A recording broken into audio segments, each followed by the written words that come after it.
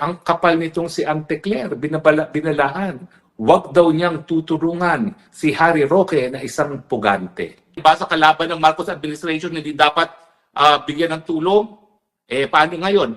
Pahiya ka. Dakdak ka ng dakdak. Hindi mo muna sinecheck ang iyong mga facts.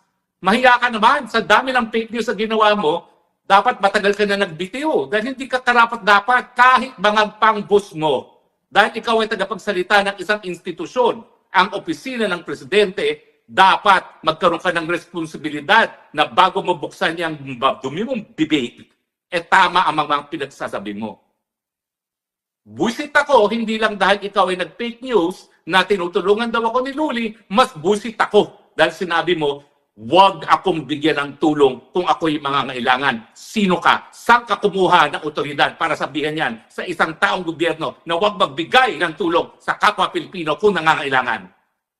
Kung ikaw ay may mapakita na legal na basihan, ngayon din magbibitiw ako bilang isang abogado.